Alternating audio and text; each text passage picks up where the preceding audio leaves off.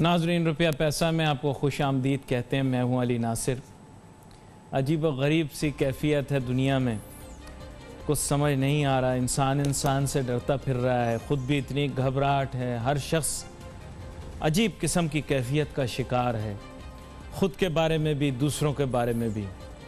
शायद इतना शक कभी ना किया हो जितना शक अब हम एक दूसरे पर करते फिर रहे हैं, से करते फिर रहे हैं। शक बड़ा परेशान कुन है। साथ ही साथ जो है वो हमारे मुल्क में अगर देखें तो हालात किसी और जानिब जा रहे हैं, ख़ित्ते में देखें तो किसी और जानिब जा रहे हैं, दुनिया में देखें तो किसी और जानिब जा रहे हैं। हम यहाँ बड़े शादियाने बजा रहे हैं, बहुत खुश हैं कि वो इंडिया चाइना के हाथों पिटा, इससे खुश हो रहे हैं हम। वैसे बात यही है कि इंडिया ने भी अपना वक्त बेवजह हमारे साथ पंगा लेने में ज़ाया कर दिया और इस तरफ तवज्जो नहीं दी कि अब्बू यानी चाइना उनके साथ ही बैठे हुए हैं और उन्होंने ज़्यादा तवज्जो उनके मीडिया ने पाकिस्तान को बुरा भला कहने पर लगा दी और हम पर इल्ज़ामात और तहमतें लगाते रहे, जबकि हमें नो टेंशन नो वरी, हमें परवाह भी नहीं है इंडिया में क्या हो रहा है, सिवाय ये कि उनके अदाकार क्या करते हैं, इसमें हमारा थोड़ा बहुत इंटरेस्ट रहता है। बाकी इंडिया का क्या हाल होता है या इंडिया के क्या हालात हैं, हमें वो हमारे लिए वो गैर अहम है। खैर, उसकी वजह से दुनिया की मईशत में थोड़ा सा, जिसे मैं कहूँगा कि मामला कुछ गड़बड़ दिखाई दे रहा है और मईशत पर भी असरात मुरतब होंगे। अमेरिका के मुतालिक भी ख़बरें आ रही हैं कि अमेरिका भी कुछ सख्ती शायद चीन के साथ करे मौजूदा हालात में। पाकिस्तान बैठा इंजॉय कर रहा है, बिल्कुल जैसे बेगाने की शादी में अब्दुल्ला दीवाना, फुल इंजॉय। बिल्कुल जैसे रमज़ान में हम अच्छा सा गेम शो लगाकर पकोड़े खाते हैं साथ में, बिल्कुल वैसे अभी हम तमाशा देख रहे हैं। चीन के हाथों इंडिया की पिटाई हो रही है और हम तमाशा देख रहे हैं, पकोड़े खा रहे हैं, इंजॉय कर रहे हैं। और ये भी खैर इस प्रोग्राम को शर्फ हासिल है कि सबसे पहले पाकिस्तान के मीडिया के ऊपर इस चीज़ को उजागर भी हम नहीं किया। आपको पता होगा परसों की तारीख में किसी को पाकिस्तान में पता भी नहीं था, हवा भी नहीं लगी थी कि चीन और इंडिया के दरमियान टेंशन शुरू हो गई। मैं आपको बता दूं कि खित्ते और दुनिया की मईशत पर भी इसके बहुत बड़े असरात मुरतब होने वाले हैं, ये मैं बता दूं। चीन रुकेगा नहीं, इंडिया मुस्तकिल फेंटी खाएगा और चीखेगा चिल्लाएगा, इसके नतीजे में गड़बड़ ज़रूर होगी। इंडिया मारेगा कुछ नहीं, मार खाएगा। वो आपको याद है ना, एक चौधरी के साथ लड़ाई हो गई तो वो मिरासी मुस्तकिल कहता रहा, अब और मार, अब और मार, अब और मार। बिल्कुल इसी तरह इंडिया भी चिल्ला रहा है, अब और मार, अब और मार, अब और मार। और चाइना दे तमाचे, दे चमाटे, दे लाते, ले घूंसे मार रहा है इंडिया को और वो मीडिया उनका चिल्ला रहा है। बड़ा मज़ा आ रहा है, बड़ा मज़ा आ रहा है। खैर एनीवे, अब मईशत की जाने बातें, बजट की जाने बातें। मेरे साथ बहुत ही आम मेहमान शामिल है गुफ्तगू, जनाब मियाँ जाहिद हुसैन साहब, मुल्क के मारूफ ताजिर सनतकार रहनुमा है, किसी तारुफ के मोहताज नहीं। बराह रास्त मौजू की जानिब जाता हूँ। सर, बजट आपने देख लिया, मैंने भी देखा, बड़ा परेशान हुआ थोड़ा मैं, समझ मुझे नहीं आई कि हो क्या रहा है। खैर वो तकरीर करते गए करते गए करते गए करते गए, तकरीर ख़त्म हो गई। अगले दिन उसकी वजाहत वगैरह आई। आपकी इसके बारे में क्या राय है, मुफस्सिल तौर पर बताएं, फिर हम बात से बात निकालते जाएंगे। जी बिस्मिल्लाहिर्रहमानिर्रहीम। बहुत शुक्रिया अली साहब, और आपने जो पहले प्रीफेस दिया वो भी बड़ा ज़बरदस्त था और मज़ा आया सुन के। उसमें एक थोड़ी सी बात ऐड कर दूं, आप भूल गए शायद। पाकिस्तान ने भी उनकी पिटाई लगाई जब उनके 2 तैयारे अंदर आ गए थे। जी जी। तो उसमें उनको मार गिराया गया और फिर उनके अभिनंदन साहब जो थे, जी जी, उनको जिस शान शौकत से जलीलो रुसवा होके ख्वार होके जिस तरह मतलब वो गए यहाँ से प्रोटोकॉल के साथ, तो वो भी दुनिया ने देखा कि किस तरीके से उसको पकड़ा और फिर किस तरीके से हमने उसको भेजा। तो पाकिस्तान भी माशाल्लाह मतलब सही अपनी जगह पे खड़ा है। जहाँ तक बजट का ताल्लुक है, तो ये जो बजट आया, ये बजट मुझे ऐसे लगता है कि थोड़े दिन पहले हमारे एक दोस्त ने कहा था कि ऐसे लगता है कि जैसे पाकिस्तान में कोरोना खत्म हो गया है और कोरोना का नामो निशान मिट चुका है पाकिस्तान में, और अब हम चैन की बांसी बजा रहे हैं। क्योंकि हुकूमती बजट में ऐसा कोई इंडिकेशन नहीं मिलता कि जिससे ये जाहिर हो रहा हो कि हुकूमत को कोरोना रिलेटेड कोई फिक्र थी या इस बजट में कोई कोरोना की परछाई या शायबा तक भी मौजूद हो। आपकी बात जारी रहेगी। हाँ। एक छोटी सी ब्रेक लेनी है, ब्रेक के बाद वापस होंगे, आपकी बात जारी रहेगी। Let's take a short break.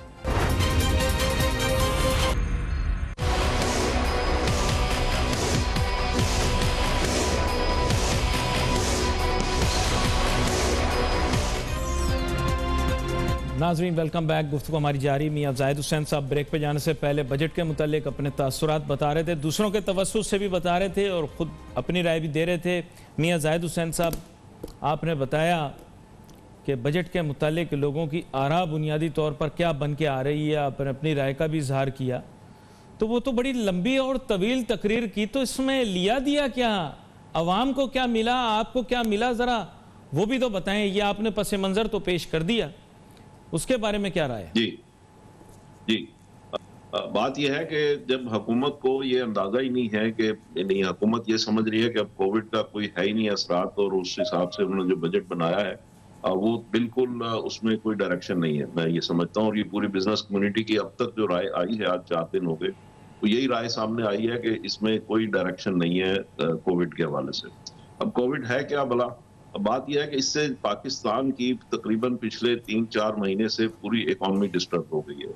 इस हुकूमत को जो इस 5500 अरब रुपए का टारगेट इन्होंने रखा था पिछले साल का, और हम उस वक्त भी कह रहे थे ये नामुमकिन अमल है कि पाकिस्तान की जो इकॉनमी है वो श्रिंक कर रही है। आपने 370 बिलियन डॉलर की इकॉनमी ली थी, वो 270 पे आ गई।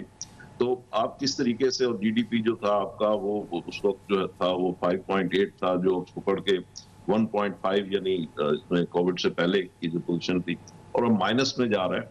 तो इस सारी सिचुएशन में आप किस तरीके से 3,900 अरब रुपए का टैक्स आपने पिछले साल कलेक्ट किया है, और अगले साल के लिए आप 4,950 अरब रुपए का टारगेट रख रहे हैं, तो 1,000 अरब रुपया इस मईशत से कि जो अब इसमें कोरोना ज़दा है, वो किस तरीके से आप रिकवर करेंगे? आपकी 70% एक्सपोर्ट के ऑर्डर जो हैं वो कर्टेल हो चुके हैं, बाकी 30% ऑर्डर जो है वो करने की कोशिश की जा रही है हमारी बिजनेस कम्युनिटी की तरफ से, मगर गवर्नमेंट का उसमें भी कोई ताउन नहीं है।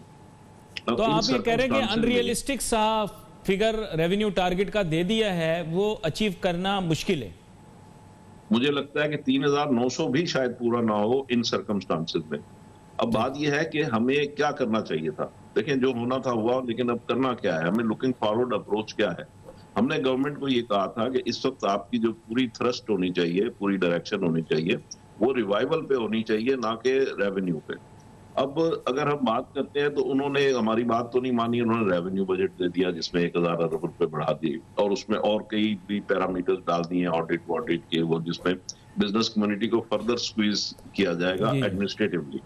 और गालबन ये 1,000 अरब रुपया प्लान यही है, मुझे लगता है ऐसे ही है, जो बिजनेस कम्युनिटी से मजीद उसमें एक्सट्रैक्ट करने की कोशिश की जाएगी, जो कि बिल्कुल गलत अप्रोच है, और पिछले 60-70 साल में ये अप्रोच कामयाब नहीं हुई। अब बात यह है कि हम ये इनसे गुजारिश कर रहे थे कि इस वक्त जो जरूरत है रिवाइवल पॉइंट ऑफ व्यू से, हमारा जो छोटा दुकानदार है, चाहे वो स्मॉल शॉपकीपर है, एसएमई सेक्टर है, स्मॉल एंड मीडियम है, या फिर हमारी इंडस्ट्री है, या फिर हमारा कॉर्पोरेट सेक्टर है, इस वक्त हमें चाहिए कि हम इनको सपोर्ट करें। इनको जब हम सपोर्ट करेंगे, एनवायरनमेंट इनको देंगे, इनको फैसिलिटेट करेंगे, ताकि ये अपने कारोबार करें। जब ये अपने कारोबार करेंगे तो अपने पांव पे खड़े होंगे। इनमें वुमेन सेक्टर भी है, बहुत बड़ा वुमेन सेक्टर है, जो कि फीमेल काम करती हैं, अपने घरों में बैठ के बिजनेसेस रन कर रही होती हैं, या शॉप्स, बुटीक्स और इस टाइप की चीजें कर रही होती हैं। तो उस सेक्टर को जब तक हम नहीं इनको प्रमोट करेंगे, जितने भी हमारे बिजनेसेस हैं, तो उस वक्त तक जब ये लोग नहीं खड़े हो सकेंगे अपने पांव के ऊपर, तो ये दूसरों को कैसे खड़ा रखेंगे? देखिए, हमारे यहाँ जो पाकिस्तान में एक यूथ बल्ज है, 60% से ऊपर हमारी यूथ है, और इनको जॉब्स चाहिए, इनको नौकरियां चाहिए। गवर्नमेंट के पास तो पहले ही उसके लिए वो नहीं है जो उनको जॉब्स दे सके। अब बिजनेस कम्युनिटी जो है वो अगर उनको जॉब्स प्रोवाइड कर सकती है, उनके पास कैपेसिटी है, तो उनको अगर हम प्रमोट करेंगे तो वो जॉब्स दे सकेंगे और गुर्बत को कंट्रोल कर सकेंगे। इस वक्त हमें रिवाइवल की स्ट्रेटेजी बनानी चाहिए थी। अब रिवाइवल की स्ट्रेटेजी बनाने की बजाय इन्होंने रेवेन्यू की स्ट्रेटेजी बनाई है। कुछ अच्छे इकदाम भी इन्होंने बजट में किए हैं, जिसमें मिसाल के तौर पे जो रॉ मटेरियल्स हैं उसमें 166 टैरिफ लाइंस हैं, जिस पर इन्होंने कस्टम ड्यूटीज या तो कम कर दी हैं या खत्म कर दी हैं रॉ मटेरियल्स पे। उससे यकीनन हमारी कुछ इंडस्ट्री की कॉस्ट ऑफ प्रोडक्शन कम होगी, लेकिन बात यह है कि जितनी कम होनी चाहिए अगर उतनी नहीं होगी तो हम कॉम्पिटिटिव नहीं होंगे। यानी कुछ तो हमें इसमें फिस्कल मेजर्स देने चाहिए थे जिससे कि हमारी इंडस्ट्री सर्वाइव करे। वो फिस्कल मेजर्स क्या हैं कि हमें बिजली की कीमत जो है, इस वक्त आपके पास स्पेस भी है, आप 50% बिजली की कीमतें कम करते, आप गैस की कीमतें कम करते, आपके पास तकरीबन 700-800 अरब रुपए महीने का आप जो लॉस करते हैं इसमें अपना गवर्नमेंट सेक्टर ऑर्गेनाइजेशन जो है उसको आप कंट्रोल करते, तो ये 600-700-800 अरब रुपया ये है। आपके पास 150 अरब रुपए की बिजली की चोरी की मद में आप उसको कंट्रोल करते, 150 अरब रुपए बिजली की चोरी की मद में आपका बिजली के लाइन लॉसेस की मद में आपके लॉसेस हैं, तो ये 1000 अरब रुपए साल का आपका ये लॉस है। इसको अगर आप कवर करते और कंट्रोल करते तो ये सारे जो इदारे लॉस मेकिंग है इनको कंट्रोल करें ना। अब उसकी बजाय आप उनको चीज ठीक करने की बजाय, और वो 1000 अरब रुपए का रेवेन्यू कौन दे रहा है? मैं और आप दे रहे हैं। हम रेवेन्यू देते हैं और रेवेन्यू देने के बाद वो लॉस होता है। तो कहने का मकसद ये है कि उससे आप पब्लिक को या बिजनेस कम्युनिटी को रिलीफ देते तो उससे ट्रिकल डाउन इफेक्ट होता, लोगों को जॉब्स मिलती हैं। अब ये बीमार इदारे जो हैं वो गवर्नमेंट अपने सर पे बांध के बैठी हुई है और उसको संभाल के बैठी हुई है। अच्छा, कुछ छोटे मोटे इकदाम जो अशक वाले इकदाम जो है वो जरूर गवर्नमेंट ने किए हैं, हम उसको मानते हैं, हम उसको तस्लीम करते हैं। लेकिन बात यह है स्टेट बैंक ने बहुत सारी स्कीम्स दी हैं, लेकिन वो स्कीम्स भी ऐसी हैं कि जब उसको ग्राउंड रियलिटी पे टेस्ट किया जाता है तो वो मार्केट में फिजिबल नहीं है, मार्केट में अप्लाईएबल नहीं है, एप्लीकेबल नहीं है, लोग उससे बेनिफिट नहीं ले पा रहे हैं। उसको फाइन ट्यून करने की जरूरत है। हम उनके साथ गवर्नर स्टेट बैंक को भी 2-3 दफा हमने रिक्वेस्ट भी की है, उनको लिख के भी भेजा है कि इन स्कीम्स को मार्केटेबल करें ताकि लोगों को ग्राउंड रियलिटी पे इनका कोई बेनिफिट मिले। हमाद अजहर साहब ने जो 1-2 स्कीमें अनाउंस की थी जिसमें बिजली के बिल के ऊपर उन्होंने कहा था कि लोअर साइड पे अगर 5 किलोवाट होगा तो उस पे हम उसमें आपका बिल नहीं लेंगे, और ऊपर 70 का बताया था हमने उन्हें कहा था कि 5 वाली जो लिमिट है उसको 20 kV करें और जो ऊपर 70 है उसको 200 तक करें ताकि उससे लोगों को बेनिफिट मिले।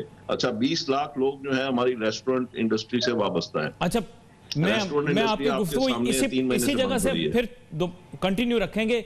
एक छोटी सी मुझे ब्रेक के बाद वापस आते हैं, फिर ये अब हम सेक्टर वाइज भी लेकर चलते हैं इसे, और 2 अहम नुक्ते हैं जिनको मैं डिस्कस करना चाहूँगा, एक डेट और एक जो है वो डिफेंस एक्सपेंडिचर, बिलखुसूस वो कि जहाँ हमें मिलिट्री हार्डवेयर ख़रीदना होता है वहाँ तो हमें बढ़ाने पड़ेंगे पैसे आजकल के हालात में, लेकिन मुल्क के पास वसाइल नहीं। इसका हल क्या होगा? Let's take a short break.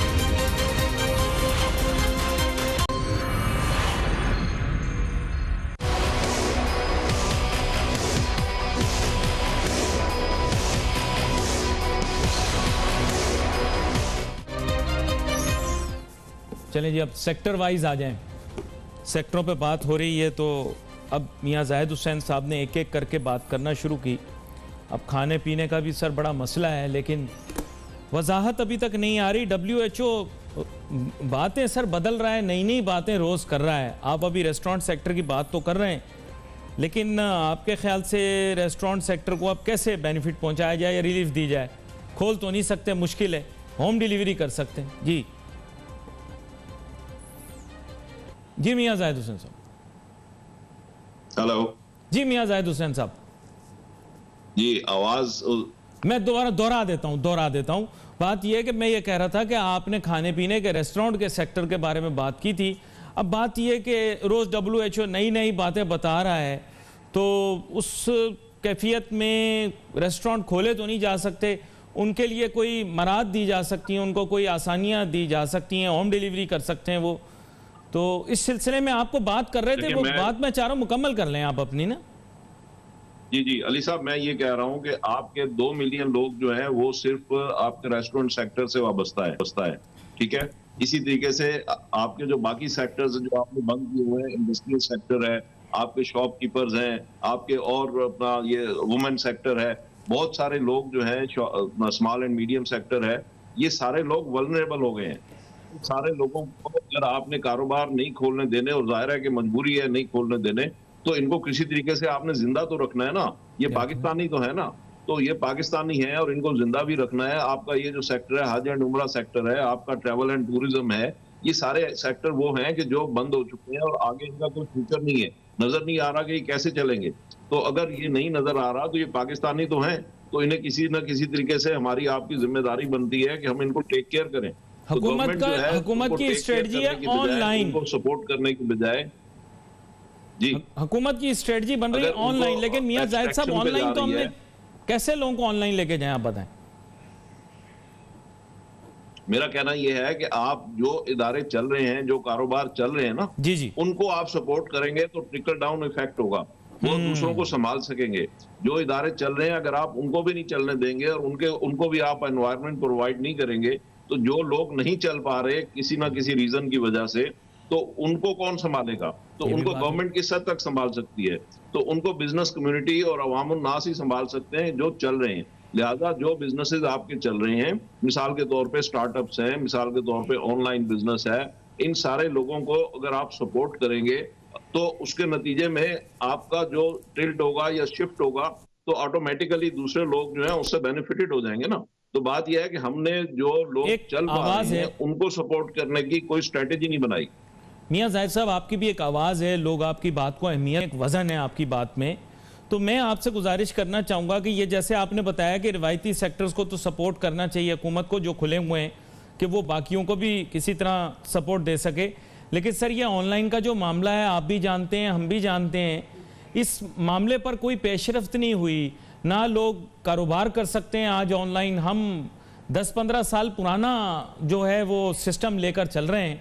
आपके ख्याल से क्या हुकूमत को इस जानिब भी देखना चाहिए और कारोबार के लिए आसानियां पैदा करनी चाहिए स्मॉल एंड मीडियम बिजनेस के लिए, कि वो अपने कारोबार को मुकम्मल तौर पे ऑनलाइन करें, फाइनेंशियल ट्रांजैक्शन ऑनलाइन करें, पैसों की लेन देन आसान हो जाए ऑनलाइन? क्या कहते हैं आप इस बारे में?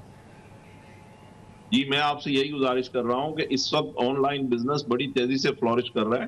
पाकिस्तान के बहुत सारे लोग, पाकिस्तान की बहुत सारी कंपनियां, पाकिस्तान के बहुत सारे स्टार्टअप्स, पाकिस्तान के बच्चे, स्टूडेंट्स, ये सारे ऑनलाइन बिजनेस में जा रहे हैं, इंडल्ज हो रहे हैं, तो एंगेज हो रहे हैं। इनको जरूरत है कि इनको सपोर्ट किया जाए और इनको सपोर्ट करने के लिए इनको, जैसे अभी नौजवान स्कीम आई है अपना प्राइम मिनिस्टर वाली, उसमें 2-2 करोड़ 2.5 करोड़ की जरूरत नहीं है, उन्हें 5-5, 10-10 लाख रुपए की जरूरत है। और उसके लिए जरूरत यह है कि उसमें स्टेट बैंक ने जो स्कीम बनाई है ऑलरेडी नौजवान के लिए, स्मॉल एंड मीडियम सेक्टर के लिए, उसके लिए कोलेट्रल की जो शर्त है उसमें आल्दो के गवर्नमेंट ने 40% खुद टेक ओवर किया है कोलेट्रल में से, लेकिन बाकी 60% जो है वो भी बैंक्स नहीं एडवांस कर रहे, लोगों को लोन नहीं दे रहे। उसके लिए कोई बड़े अमाउंट्स की जरूरत नहीं है। 5 मिलियन तक हमने ये कहा है कि उन लोगों को फैसिलिटेट किया जाए ऑन क्रॉस चेक, उनसे चेक को एज ए कोलेट्रल माना जाए। जब आप 5-5, 10-10 लाख रुपए अप टू 5 मिलियन अगर आप लोगों को देंगे तो वो लोग अपने पांव पे खड़े हो जाएंगे। और आप यकीन जानिएगा, पाकिस्तान में अगले 15 दिन में, 1 महीने में इतना बड़ा इनकलाब आ जाएगा कि लोग अपने पांव पे खड़ा होना शुरू कर देंगे।